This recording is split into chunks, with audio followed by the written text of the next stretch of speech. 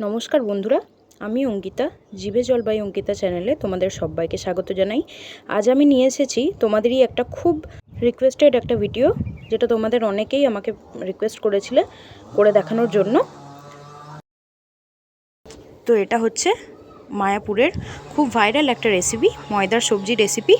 তো চলো বেশি কথা না বলে তাড়াতাড়ি রেসিপিটা শুরু করি।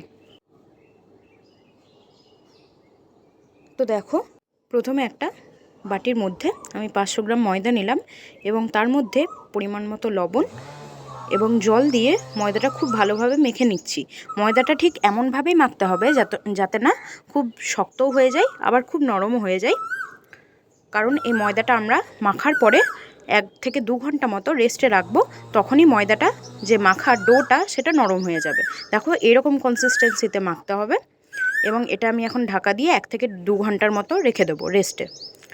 তো দেখো, 2 ঘন্টার পর ময়দাটা কতটা সফট হয়ে গেছে। আমার হাতে সময় ছিল তাই আমি 2 ঘন্টা রেখেছি, তোমরা চাইলে 1 ঘন্টাও রাখতে পারো, কিন্তু যত সময় ধরে রাখবে এই রেসিপিটা ততটাই সুস্বাদু হবে এবং ততটাই ভালো হবে।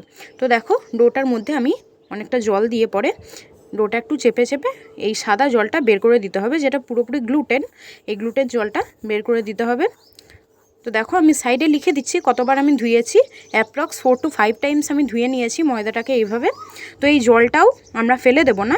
এই রেসিপিটার এইটাই একটা দারুণ একটা ট্রিক্স, যে ময়দাটা মাখার পরেও যে জলটা অনেকে ফেলে দেয়, বাট আমি তোমাদের আরেকটা রেসিপি শেয়ার করব।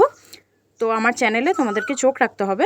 তো দেখো, এরকম ক্লিয়ার জল যতক্ষণ না বেরোচ্ছে ততক্ষণ অবধি ময়দাটাকে ভালোভাবে ধুয়ে নিতে হবে। এইরকমভাবে চেপে চেপে বাকি এক্সেস জলটাও আমরা ধুয়ে নেব। দেখো, এবারে যেটা বেরোলো সেই ময়দার মধ্যে একটু লবণ দিয়ে এই ডোটা পিস পিস করে নেব। তোমরা চাইলে ছুরির সাহায্যেও এটা কেটে নিতে পারো, কিন্তু আমি হাতেই করে নিচ্ছি। এই রেসিপিটা ছোট থেকে বড় সবাই খুবই পছন্দ করবে, কারণ এখানে সিম্পল ময়দা দিয়েও আমরা বানিয়ে নিতে পারি এরকম আলাদা ধরনের কিছু একটা। এটার ফ্লেভারে একটা রিচ সুইটনেস আর রিচ টেক্সচার থাকে। তো দেখো, ডোগুলো কেটে নেওয়ার পরে সাদা তেলে বেশ ভালোভাবে সাদা তেলটা গরম করে নিতে হবে। এরপর আস্তে আস্তে ময়দার ডোগুলো যেটা আমরা কেটে রেখেছিলাম সেটা ভেজে নেব, এবং পাশাপাশি আলুটাও যে ডুমো ডুমো করে রেখেছিলাম কেটে, সেটাও নুন হলুদ দিয়ে বেশ ভালোভাবে ভেজে নিতে হবে। তো দেখো, একটা দুটো ব্যাচ করে আমি ভেজে নিয়েছি। কি সুন্দর লাগছে, এভাবে গোল্ডেন করে ভেজে নিতে হবে। একটা বাটির মধ্যে এবারে স্বাদ অনুযায়ী লবণ, ঝাল লঙ্কার গুঁড়ো, ধনের গুঁড়ো, হলুদ গুঁড়ো এবং কাশ্মীরি লাল লঙ্কার গুঁড়ো একসাথে নিয়ে জল দিয়ে কিছুটা ভিজিয়ে রাখতে হবে। ভিজিয়ে রাখলে একদম পেস্টের মতোই হয়ে যাবে। তো দেখো, আমি এখানে গুঁড়ো মশলাগুলো গুলিয়ে নিয়েছি। এরপর একটা মিক্সার গ্রাইন্ডারে 1.5 টেবিল স্পুন পোস্ত, কিছুগুলো কাজু আর কিছুটা কিশমিশ বেটে নেব জল দিয়ে। এরপর সর্ষের তেলের মধ্যে গোটা গরম মশলা ফোড়ন দিয়ে সুগন্ধ ওঠা অবধি অপেক্ষা করব, এবং তারপরে যে গুঁড়ো মশলাগুলো আমি গুলিয়ে রেখেছিলাম জলের মধ্যে সেটা দিয়ে ভালোভাবে একটু জল দিয়ে কষিয়ে নিতে হবে যতক্ষণ না তেল ছাড়ছে। দেখো, কি সুন্দর তেল ছেড়ে গেছে। এরপর যে কাজু, পোস্ত এবং কিশমিশ আমি বেটে রেখেছিলাম সেই পেস্টটা দিয়ে আবারও কিছু সময় কষিয়ে নেব। যেহেতু বন্ধুরা এতে কাজু দেওয়া আছে, তাই একটু তোমাদের সাবধানে নাড়াচাড়া করতে হবে যাতে পেস্টটার নিচে লেগে না যায়, কড়াইয়ের গায়ে লেগে না যায়। এরপর সেই মিক্সির বাটি ধোয়া জল দিয়ে আবারও ভালোভাবে কষিয়ে ভেজে রাখা আলুগুলো দিয়ে একটু নাড়িয়ে নেব।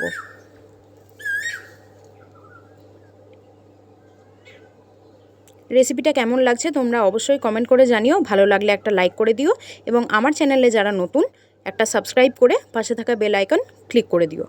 তো দেখো, 5 মিনিট মতো আমি ঢাকা দিয়ে রেখে এটা কুক করে নিয়েছিলাম যাতে আলুগুলো ভালোভাবে সেদ্ধ হয়ে যায়। ভাজার সময় তো 50% সেদ্ধ হয়েই গেছিলো, ঢাকা দেওয়ার পরেও বাকি 50% সেদ্ধ হয়ে গেছে। এরপর যে ভেজে রাখা আমি ময়দার সবজিগুলো বা কাশ্মীরিগুলো ভেজে রেখেছিলাম সেগুলো এখন কড়াইয়ের মধ্যে দিয়ে দিলাম। ভালোভাবে নাড়িয়ে চাড়িয়ে মিক্স করে নিয়ে এরপর দিয়ে দিচ্ছি লবণ আর ঝালের ব্যালেন্সটা বজায় রাখার জন্য কিছুটা চিনি। তোমরা চিনিটা স্কিপ করেও যেতে পারো।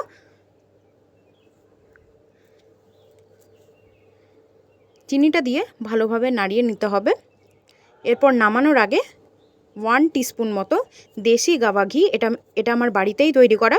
তোমরা যদি ঘিয়ের রেসিপিটা চাও অবশ্যই কমেন্ট করো, আমি কিন্তু তোমাদের প্রোভাইড করে দেবো। তো দেখো সার্ভ করে নিয়ে চলে এসেছি। এটা এক ধরনের পরোটা। তো এই পরোটাটার রেসিপি আমি তোমাদের সাথে শীঘ্রই শেয়ার করব। তো কাশ্মীরির যে রেসিপিটা বা ময়দার সবজিটা আমি এই পরোটা দিয়েই সার্ভ করেছি। কেমন লাগলো অবশ্যই তোমরা কমেন্ট করে জানিও, এবং আরও নিত্য নতুন রেসিপির আপডেট পেতে আমার চ্যানেলটাকে সাবস্ক্রাইব করে আমার পাশে থেকো। সবাই ভালো থেকো, সুস্থ থেকো, টাটা।